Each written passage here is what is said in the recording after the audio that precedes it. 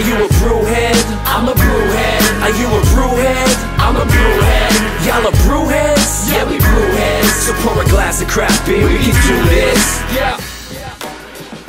What's good, y'all? This is Cee, certified brewhead. And I am Tiffany, Liquid X Happiness. Which is Liquid Enthusiast. Oh, Liquid Enthusiast. You know but my handle's Liquid X Happiness. So there you go. Wow, listen, I haven't filmed in a while, guys. Love to see it. Love to see it. Hey, make sure you drop the icon there so everybody knows. I can do that. I can do that. And then this is Barrington on my lap, but you can't see You can't see, but he'll sit up eventually. Yeah. And welcome to BAOS Link Up series or season, whatever we call it. Episode 18. We're trying to figure it out. It's been, since June, I think. Yeah, it was like summer, early summer, right? Yeah. It is now October. And we're ready for Link Up Series 4. Series 4 already. It's kind of crazy. I know, it's amazing. So many super excited. Incredible breweries who continue to partner with us. Partner with us. Totally the opposite. Yeah. Partner with us and support the mission, which is what we love. So we're super, super grateful. Genuinely. It's it's been a great ride. The last series was fantastic. So thank you again to everyone for tuning into the pods and to the breweries, of course, for the great conversations, the incredible beer, and the push of the message of what we're trying to do with this. So we're kicking off Series 4. We have 6 breweries. This time we've diversified it just a touch more as far as the regions in which they're coming from. But we're super excited for the first week here. So this is a brewery that I've been a fan of for a while. We've had them on the pod, so we definitely encourage you to check out the full episode there. And I'm very excited to hear the story about the beer and to really get into it with them. So guys, please welcome Cam from Willibald in the building. Sir, Hi. welcome. Thanks for having me. Always a pleasure, my man. Great to see your face. You're a legend, and thank you first and foremost for being a part of Link Up and kicking off Series 4. It's an honor. We're, like I said, love you guys, love everything you're doing. I'm pretty sure you guys were like the first to sign on for Series 4. So we're super excited, man. So thank you so much. Yeah, no, our pleasure. And why were we first? Did we draw short straw, or did no one else? You responded last. I think you responded last. You responded last. The way we do it, we put I know, right? It's all about who gets it. Gotta keep those notifications. This was on, to be fair to you, though. This was the notifications. This was by far the fastest of any series. Like normally, I would even have to do like a nudge. Hey guys, whoever wants to think, maybe one brewery would do it, and it would be pretty easy for everyone to sort of get in there. But this series, people just went boom. It was very funny. Yeah. So you weren't necessarily slow as much as everyone else was. Yeah, no, I don't doubt it. I have serious email fatigue these days. I don't know if it's just the pandemic. I feel it feels so daunting to see the number tick up. So don't take it personally if we didn't respond quickly. I'm right with you. Trust me. My inbox scares the shit out of me. Yeah. We need another solution to this email business, eh? No emails. No emails. Don't send them. Don't send them. Just forget about it. Well, actually, just calling people up. Actually, never mind. I realized that's worse. I was like, that's actually worse. That's so that's significantly worse. I know. You're like, this is I've got something for you. Can I talk to you about something? Like, I don't want to do that. Sorry to call you during dinner. Yes. Jesus Christ. First of all, Cam, we're going to get into the beer that you guys produce right here. Let's see if I can put that right up to the screen. Oh, we might not do it because there's 2 of us here today. Let's see if we can get it up. Come on, you got this. Come on. Nope. Oh, Tiff can tap it. There we go, right there. This is a phenomenal label, man. I knew really you guys would come with something really interesting. It is ingrained into your brand to have fire labels. Do you want to talk? Let's talk about the beer first and foremost. Tell us what you did, where it came from, what the vibes is. Well, I'm going to open mine first because I feel it's only fair to talk about the beer while it's in my glass. Yeah. So. Absolutely. Ooh, look at that color. Glorious. Can we take you? We're going to be doing the usual taking all the photos. I forgot to warn you beforehand, but I figured you would remember. All good. It's all about that content. So, yes, sir. Beer-wise. Yes. Yeah, so we kind of talked about it a little bit, and we were trying to think about what might be a good fit.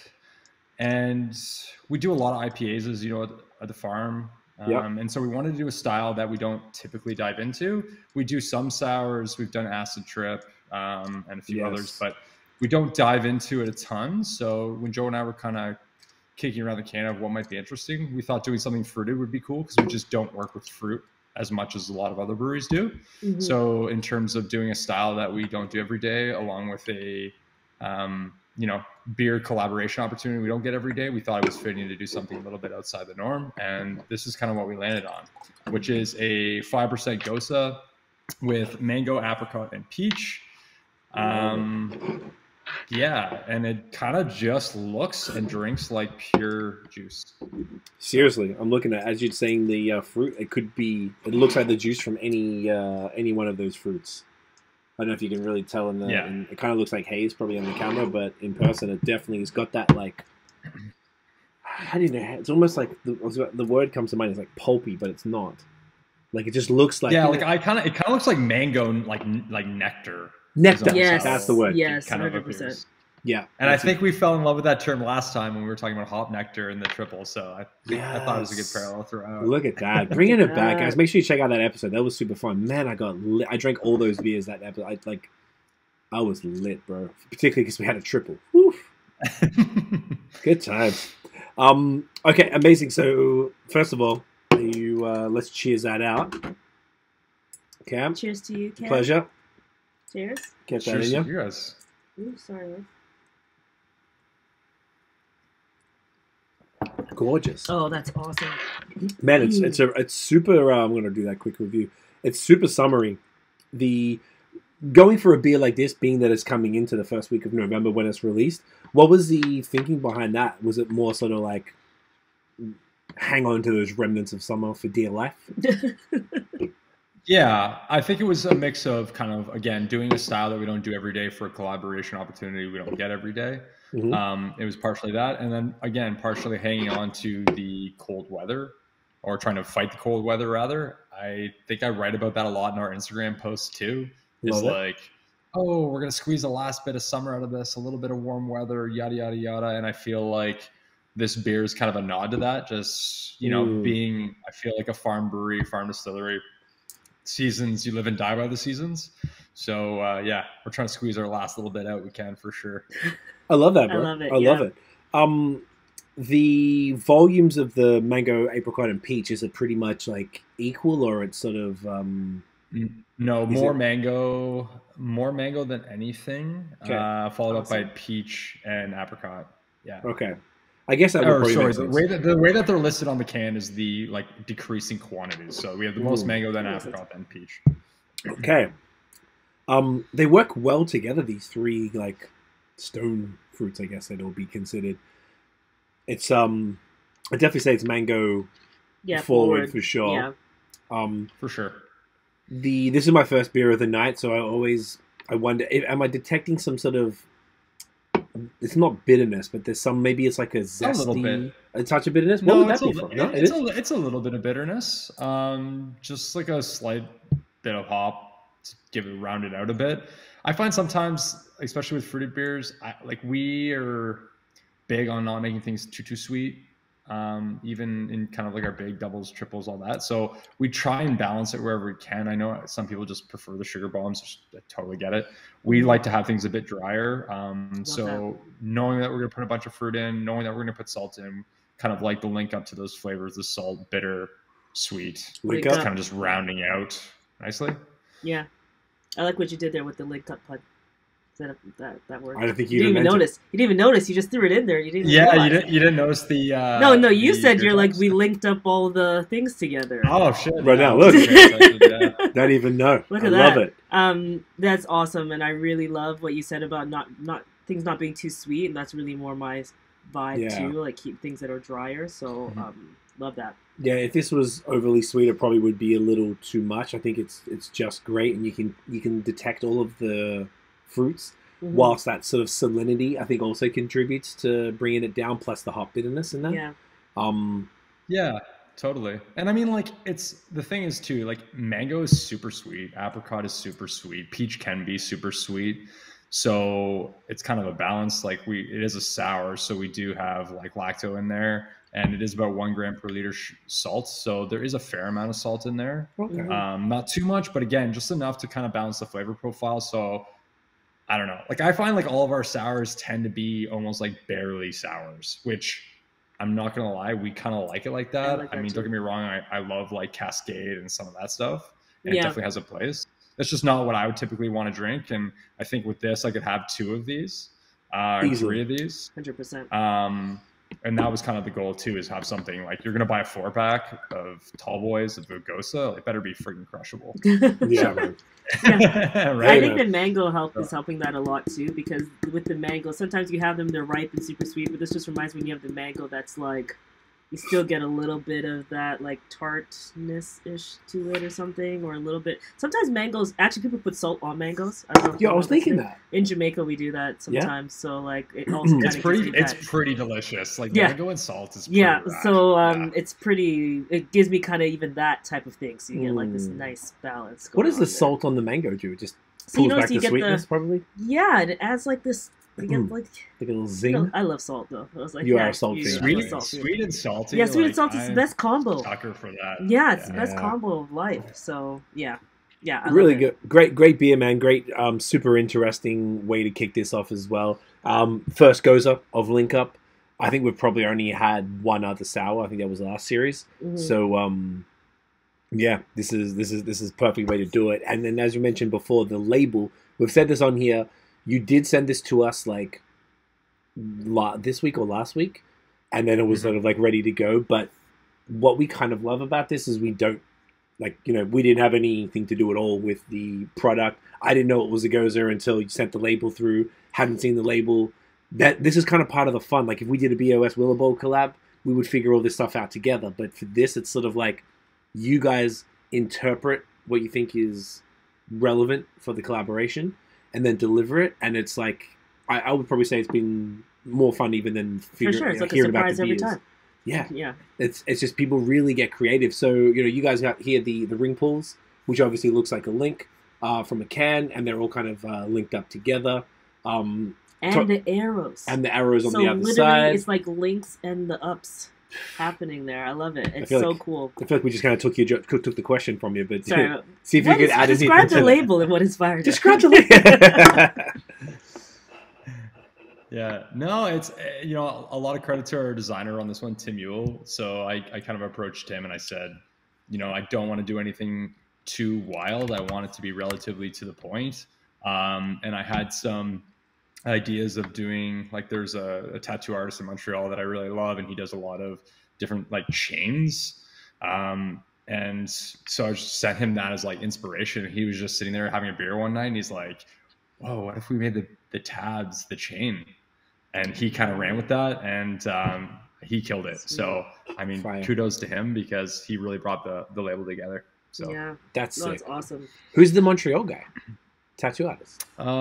Yeah, his name is Evan Affeld. He ran a shop called oh man, what did it?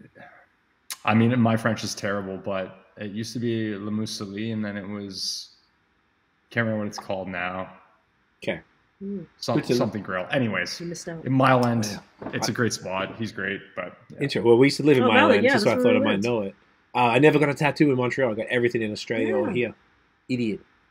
Look at that, 10 years. You missed out. Like, well, I guess it depends on your style. I like more of that kind of like American traditional style, and there are some of the best artists in Canada there in Montreal for that. Mm-hmm. I don't know why, it just is. So I'm always jealous of people that live there. I'm like, man, I would be covered if that was the case. That's a good point. Most of the places that I saw kind of had that vibe. I like the realism, kind of only do black and gray type of thing. And I want, like, my guy in Australia is like, I've known him since he was 12, so I'd rather go see him. I just haven't been there in a while for obvious reasons, and not super keen on that whole flight back right now. So yeah, definitely. Might have to try and find someone local, but that's good to know about Montreal, that they did have a style. That could explain why. I feel like I never I always looked, and I feel like I never connected with anyone's Instagram, enough to be like, I'm gonna give them a shout type of thing. But good to know. And we digress. Mm-hmm. Okay, that's sick, bro. It's important. It is important. Yeah. Sorry, guys. Hey, it's a podcast, right? We ramble. This is why Tiff's here, keep shit in line. So this is fine, man. I love the whole package. I really love what you've done, even with the color, with the yellow, which is the link up color, also matching the color of the beer. Very thoughtful. once again, not one brewery has let us down in this whole entire thing. So thank you. This is fantastic, man. I love to see it. Yeah. So the first question, obviously, as we always do on the Link Up pods, is I'm curious to sort of know what about the Link Up mission was attractive for Willibald to get involved with. Yeah, and to be honest, like the answer to that's pretty easy. I think if you look at Canada, Ontario, it's a very multicultural country population, and I think it's pretty clear that the beer industry doesn't reflect that. And so I think causes that work towards making our culture reflect the culture that we live in every day and the society we live in every day is an important thing. And that's kind of the reason. I think that you need to have that all be in line, or else things start to get really sad and upsetting and become scary places, when people start to get isolated and segregated. And I just don't think it's great for anyone. So never thought of it that way, as far as segregated, because on the outside looking in, it can kind of look like that, like it's almost intentional to, like, particularly in Canada as opposed to the States. And I think a lot of it's not intentional. I think it just it's these subconscious decisions that end up leading something in a direction where I don't think necessarily it's always intentional, but ends up not looking great. And not ending great.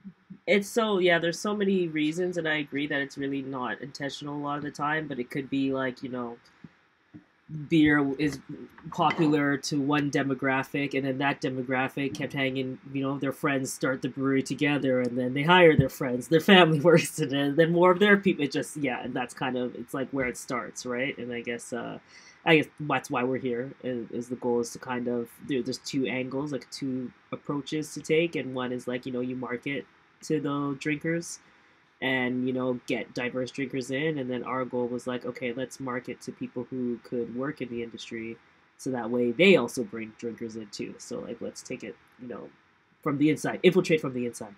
It's basically what we're aiming to do. Yeah, exactly. Absolutely. Yeah. I'll mention this quickly now, and this will kind of lead into my next question. So something that Link Up did recently, we haven't sort of officially launched it publicly yet.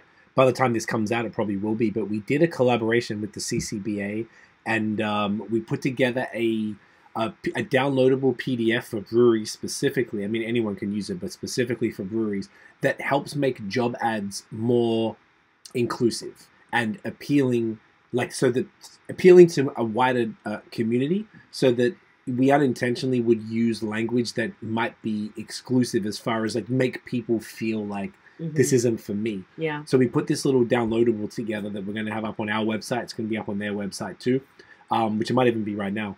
And that'll help breweries, have some guidance. Maybe you can rewrite a couple of lines on the job ad, and that could change the whole talent pool that you're attracting.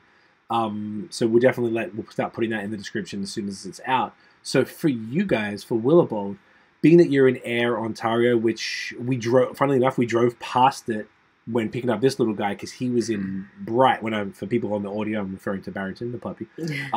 He was in Bright, Ontario, so we had to go down the 401. You keep going. I saw the sign. I was like, oh shit, like fucking Cam and Joe.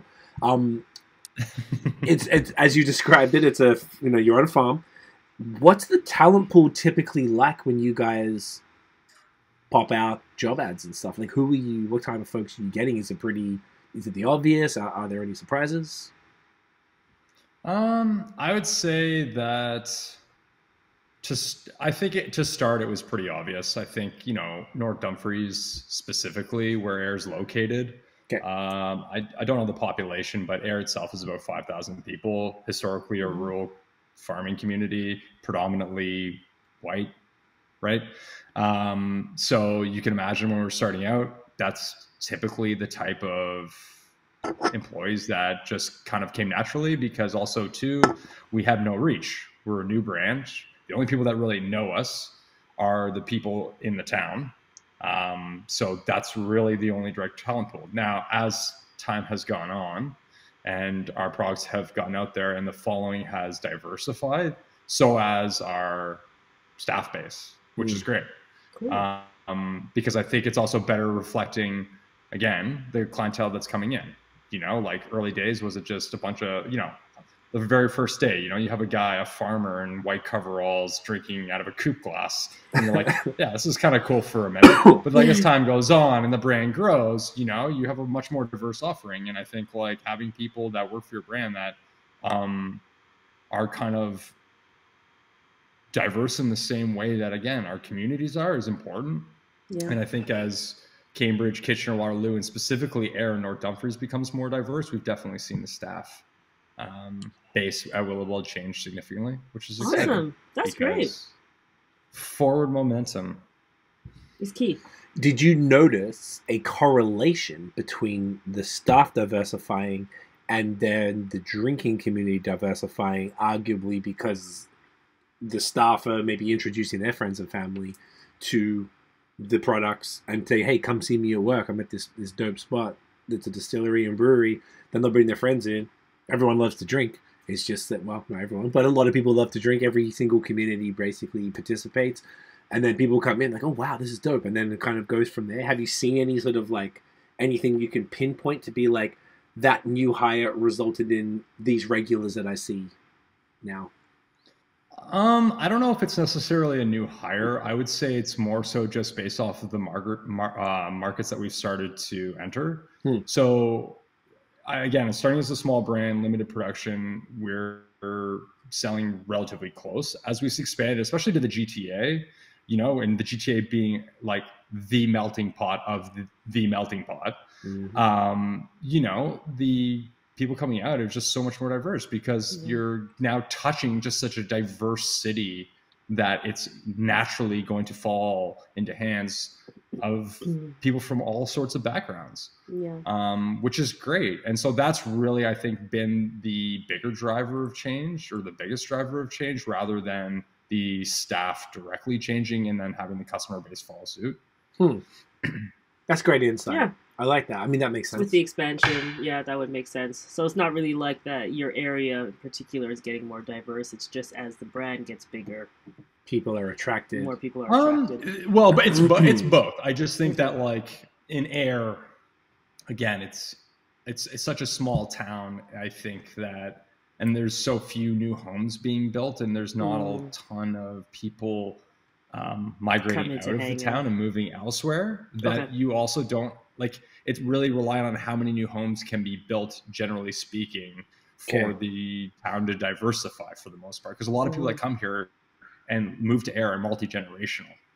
So interesting. Yeah. Or end up being multi-generational. So right, they stick around.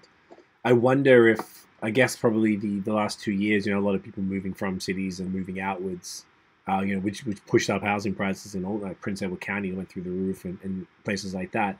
I imagine they would probably be played a bit of a part of it, and hopefully in a good way, like people leaving the cities and then coming to diversify the areas and who wouldn't typically be there, but you can get an affordable property with a great life and everything they need close by and everything. That's quieter, they got space. So that could be a part of it too, I guess. Yeah.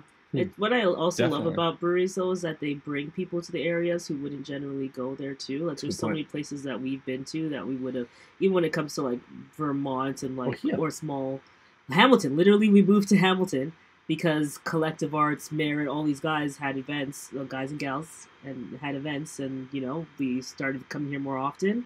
And then all of a sudden, we're like, hey, that place is pretty dope. Like, let's move here. Like, it literally can bring different people, like, to the town or to the place, which I think is super cool. Which is huge, because like we have like 5,000 people that live in Ayr, okay? Which is crazy. We are on pace to bring out about 35,000 people visiting the farm this year. Wow. That's you're literally crazy. You're 7xing the freaking population of your the population of Ayr. So there's literally so many. Most of the people that are coming here have would never come to Ayr otherwise. Yeah, I love that so much. That's like really what tourism boards should just give money to breweries. Really. Yeah, I feel like it's underrated as far as the wider understanding of marketing and stuff is concerned. Yeah. Of like what it impacts these places. Yeah. Only because there are certain people who will travel they will travel for beer. Like, not everything gets traveled for. Like it's rare. I don't think like that many people go to travel. I know we're completely off the tangent, but like, okay. Say like if you were going to go to a restaurant, I don't know if so many people go out of their way and are going to travel to like somewhere serious 2 hours to go to a restaurant, but they'll do it for beer. Like, you know, like that happens. Like we see it even like they won't even do it with gin. Because like we have like 2 product brands side by side. Yeah. You know, we do not get people driving for the spirit program like they do the beer program. Interesting. What about the seltzers? Because I feel like the seltzers has probably been a really big mover for you guys. Yeah, definitely. But I still don't think people travel for seltzers. That's true. That's the thing. No, it's just traveling for beer. How many can I crush in a night type of thing? Yeah. You know, it's not like I'm gonna drive an hour for it. Yeah, it's like they'll grab some 100 calories. Yeah, 100%. No, that makes sense. And you're right, because like I'm a huge gin drinker, love gin, but I don't really like go out of my way. Like if I know I'm going to a region, I'll look for distilleries in that region, but it's not like the number one thing that brings me out, you know. So it's interesting. I think I think it's actually very cool what beer does, and it should probably be get more marketing dollars from cities and like towns and things like that to be like, hey, please like keep doing what you're doing, because it's pretty incredible. Yeah, that's it. Which also helps diversity. So there you go. I'm tying it back. I was gonna say it's all, you know, because you have diverse people come from Toronto potentially, you know, to come check you guys out, because they wouldn't have come otherwise to even consider. Almost everywhere we've gone. Yeah, basically. Since we've been together, had something to do with beer. Actually, I did the beer thing before we got together. So then we've been together 11 and a half years, and I started the beer like 3 months before we met or we got together. So then everywhere as a couple, we decided on where we're going, because I'm like, there's a bunch of breweries there. Let's go here. Yeah. And a lot of these times, there were smaller places that we never would have otherwise. If you mentioned Vermont, we never would have visited Vermont. And Vermont's I don't amazing. think so. Even if it's right there, so we probably would never have gone. No, I would have never gone to Colorado. What else would we have never gone been for? on my map. I don't care about hiking and shit. Yeah, it's like mountain shit. Yeah. It's lit. Mountain activities and shit. When you're there, it's like, oh man, this is so beautiful. But like you wouldn't have experienced it if it wasn't for beer. So it really shows how important it is. Yeah. And on top of that, like you said, the diversifying thing. Yeah. Yeah, that's a really good point.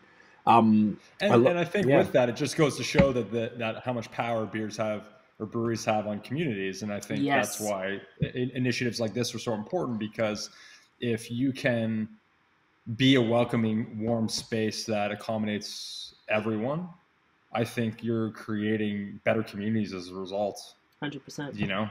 Yeah, 100%. And the more diverse, because we are like, breweries tend to be pillars in communities. You see entire U.S. towns rebuilt downtowns based off of a brewery settling there, performing well, other businesses opening around. All of a sudden, you have a main street back in an area that was wiped out when Walmart moved in, you know, or whatever. Yeah. And so I think, you know, it's a power when wielded well is a very constructive and positive thing for the community. Yeah. So. No, definitely agree. And speaking of community, is there anything else that you've done that you're like proud of? You know, we have Link Up, but is there anything else that you all do? I'd be curious to know like why you all. Well, technically you answered why you all do it, but yeah, is there anything else you've done that you're super proud of, or that people should just know about and make sure that they buy those beers too to support? Yeah, definitely. So we started this year the Willibald Community Fund. So, oh wow! Okay, so you have a full Okay. Yeah, so we started this back in the spring. The idea was, again, our business was really built on word of mouth, and a lot of it has been built off of the back of our local community, and that's not lost on us. And I think this year, coming out of the pandemic, we finally felt like we were in a position where we should be giving back, and so we are. And we created the Willibald Community Fund as a vehicle to do that. So essentially what it is a group of efforts based around raising funds for a charity for a year. So this year we picked Kids Sport, which is a national charity, but they have a local branch. And essentially we raise money for them so that kids have the opportunity, underprivileged kids have the opportunity to join organized sports. Sports were a big part of us growing up. And so, you know, we learned a lot of lessons, leadership, how to work as a team, all those types of like life lessons you learn from organized sports, you know, help form who we are. And we want to make sure that, you know, everyone who lands in KW has the opportunity to do that. So that was the charity we chose this year. We did some beer sales for that. We collected empties for that. We started a charity race, cross-country race at the farm, a 10K cross-country race called the Pasture Dash that we're going to be doing every year now to raise some money. And yeah, so the idea is, again, just spreading around the community. So next year we're kind of already looking at charities for next year. So, but we're trying to keep it local and trying to help build up our local community as best we can, because, you know, it is our backyard. And if you don't take care of your backyard, then, you know, you're going to be left with nothing at the end of the day. So that's dope. Yeah, that's really, really cool. That just shows like how intentional you guys are being, and just that like it's really part of your blood. It's not like these one-off things that happen. It's like actually baked into your culture, which is very cool. Yeah. I mean, we also grew up in a rural community. Like, you grew up in a rural community. I grew up on a farm. You know, like the guy up the road, like his combine needed fixing. So, you know, he comes in and my grandfather helps him rebuild. What was that term? And that, what is it? What did you say? His what? A combine. So like what you use to harvest like corn and wheat. Okay. Like has a thing that's spin on the front and like pulls it all in. Yeah. Look at that. I learned something new. All right. You city slickers, eh? So we're the worst. Yeah. No, but like, you know, you have a tractor that needs fixing. You go over to your neighbor, he's got the tools, and you guys work on it together. And that's what it's all about. And so that whole rural community taking care of each other thing is very important to us and very much in our DNA and our upbringing. And so we've tried to incorporate that and instill that into the brand as well. That's great, man. I love that. I mean, I feel like when we chatted about it, it seemed to make sense straight away. Like, you guys didn't even sort of hesitate. You're like, yeah, from the beginning. We didn't have to really tell you much about it. So it was pretty clear. It felt like there was already like a real good synergy between like a mission of something like this and what you guys are about. So love to see that. I find that it's pretty much a consistent thing. People, you know, the breweries that get involved in something like this already have that in their ethos and sort of, you know, who they are, their DNA, like you're saying. Yeah. It's very dope, man. The whole community thing is super key. I love that. Amazing. Okay, sick. So then this specific beer, if people want to get this one, is this one being distributed as well? Is this one going to the stores and around that you normally would send beers out to? Yep. Yeah. So it's going to be on farm, online. We're doing local delivery.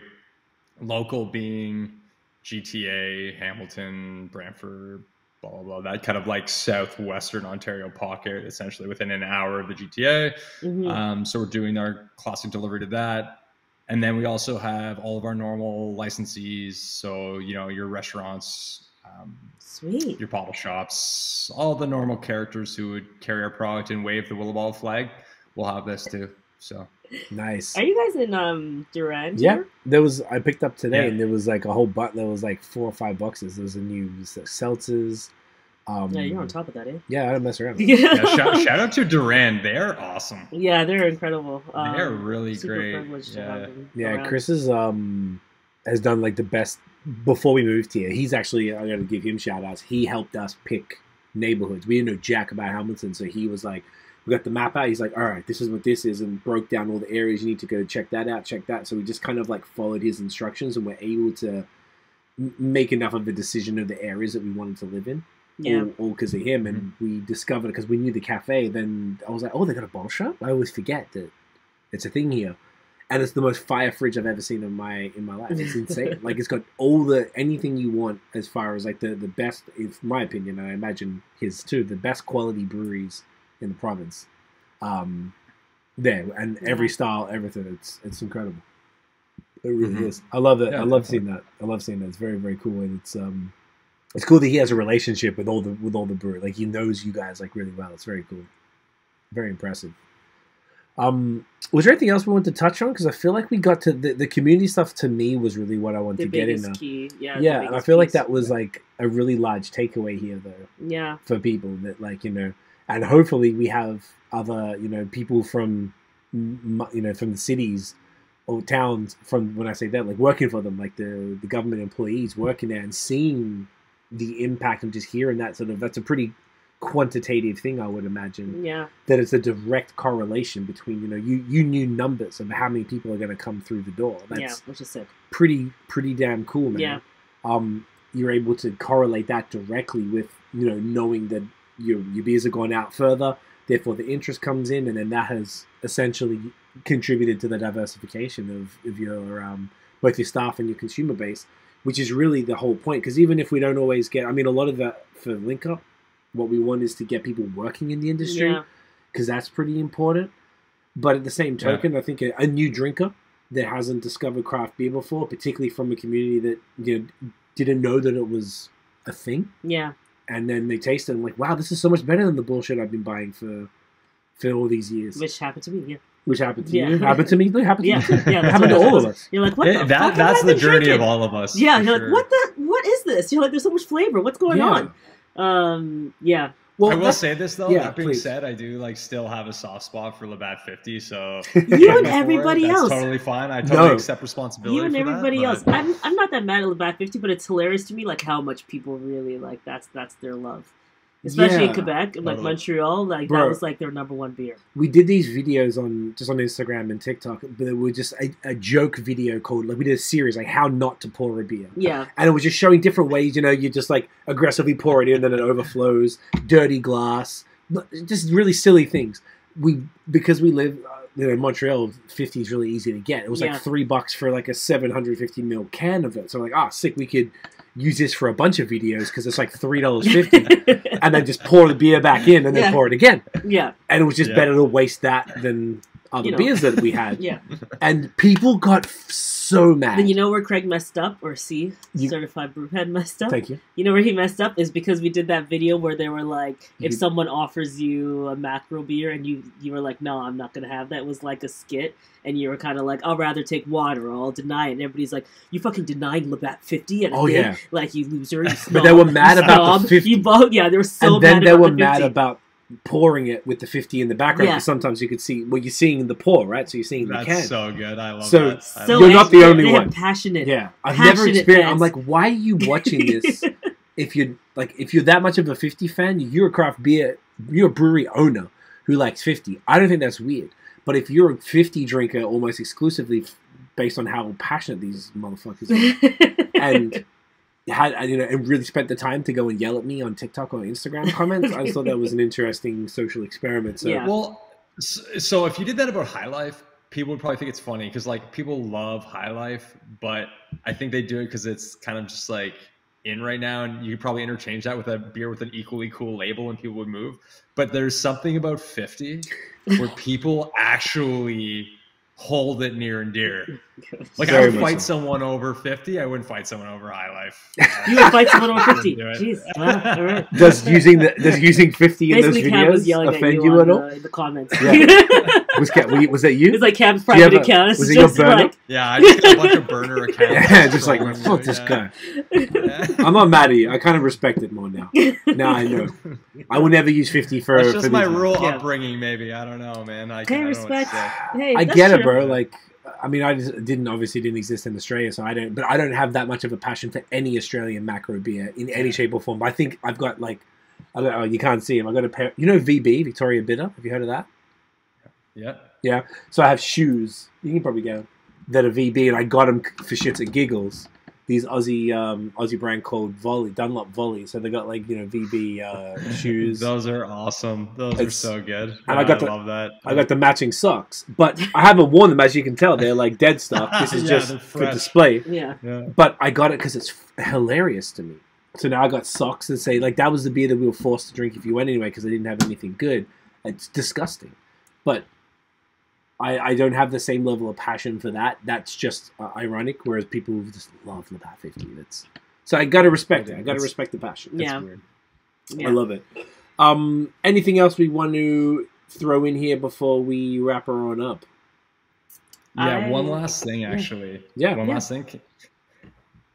When you were looking for your house, did you look for a real estate listing that had a basement that looked like a literal dream? Because your basement with like the pastel colors is what I imagine like the dream version of heaven looking like. There's kind of like deer on a wall and everything's like pastel and brightly illuminated and like.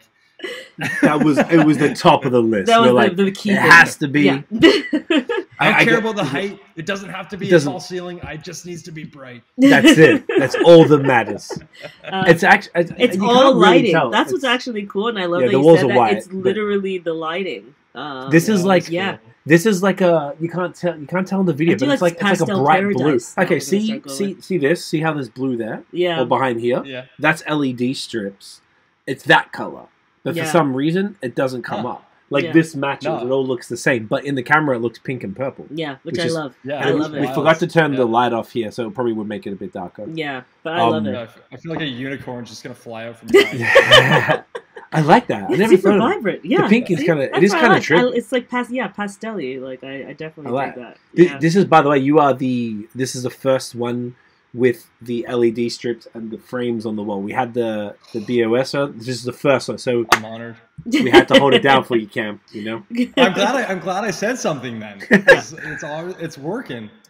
I'm glad. It's been something we wanted to do for a while, and I thought it would be bluer in the camera, but I guess it looks kind of light blue, and then the walls look pink, so it's kind of trippy. Purples, blues, whatever. Even if it's not exactly, you see it in person. Better than this rough cut pine. I actually really love your background. I feel like that's the brewery, yeah. Oh, is that the brewery? This is my office. Okay. Yeah, this is because I was like, I love your. I love the pine. I thought it was like giving me like cool, like rustic, cottagey, rustic type, vibes. But just because I love the wood. Garage vibes? Because that's no, it's definitely not doing that. So don't. You got some fantastic garage Wi-Fi right there.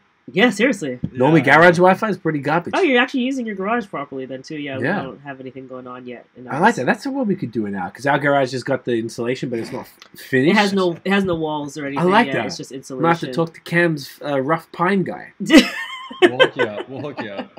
I'm here for it, man. Dude, this is awesome. Let's just take the screenshot real quick, and we'll wrap her up, and then we could say goodbye off call. I would love to do these cans in like art, like I was actually thinking wall art or something. I feel like this could be something that could be printed so up. Gorgeous to have. You want to grab the can, and we'll take the screenshot. There we go. Okay, everyone ready? There you go. Ready? Oh, that is stunning. Uncle Cam, where can everyone find Willibald online, my G? DrinkWillibald.com, DrinkWillibald on Instagram, Willibald Farm Distillery and Brewery on Facebook. Love it. And because we're slightly old, I don't have TikTok, so sorry. It's okay. You're slightly old. I almost guarantee. I don't know, man. Like I wouldn't really. TikTok, you're not giving me old. That I just can't do. That's exactly how we felt for so long. It's but okay. It's just, we own a social media agency, and we fronted choice. on it until earlier this year, and we only did because our employee, who's in her late 20s, convinced us, so we did it, and we just repost stuff from... We're just repurposing content. Technically, whatever you post on Instagram, that's video, put it you on can there. put it on TikTok. And it's not even anything we think about, but the tools to edit the videos are superior on TikTok, so you edit it there, post it there first, and then rip that, and then put it on Instagram. That's what we do. Yeah. It's become the new thing. Right. We detested it. I couldn't even express how much we hated TikTok. And we even have it on a separate phone. It's not even on our we phone. actually got it, because it's the most intrusive app it's literally ever on a made. burner phone, basically. We got a burner phone where we wiped it, and it's like, and we, once again, we own a social media agency. This is what we do for a living. So we just didn't want it to access any of our stuff. So we have the TikTok machine, we call it. It's just our old iPhone. And it's fine. So bit of a drink Willibald on TikTok. There you go. See, let's go. We'll tag you on this it'll one. Help you reach a new audience, right? The kids. You're it's gonna all want about the kids. It's all about the kids drinking. So you gotta get the them kids drinking early. Start them early. Sure. Yeah, 19 plus. 17. It's fine. Oh, sorry. We didn't talk about 19 We're plus. from Montreal, so 18. So that's why. That's why. Okay, Because of the Montreal. Okay, there you go. All right. But we do everything by the book here. Yeah, sorry, 19 plus in Ontario. Willibald in that BOS. We're very serious about the law. All right. Is your gin at LCBO, by the way? Oh, good question. Yeah, it is in select LCBOs. Yeah. Okay, good. Yeah. No, I definitely want to check that out. So when you do, if you do like a beer order, can people order the gin and stuff online too? They can order all of it. Look at that. All Willibald deliciousness can be delivered to your home. Look at that, guys. Get on it. Get the Link Up beer. Ask for it at your favorite store if they're not stocking it.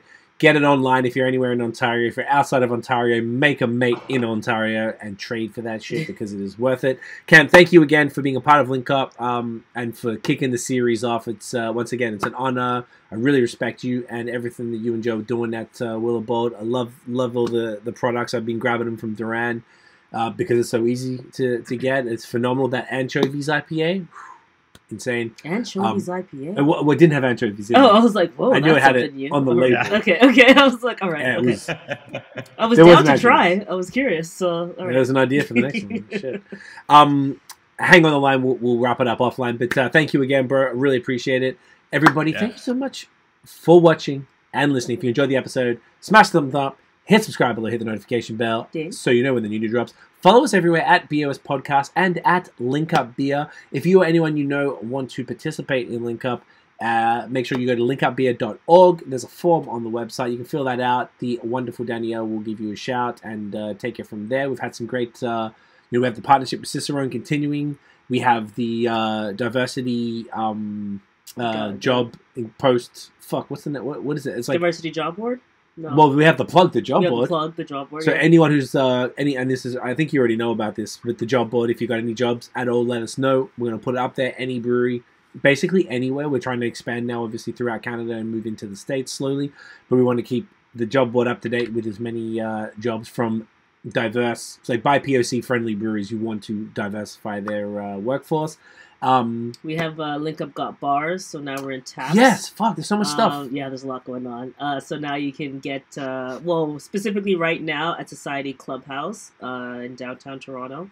Yes. So you can grab Link Up there, and it'll be dispersed through various restaurants. We're going bars. to see if there's any bars or restaurants who are willing to do that. We have a Link Up tap where like a portion of the proceeds of each sale go back to Link Up.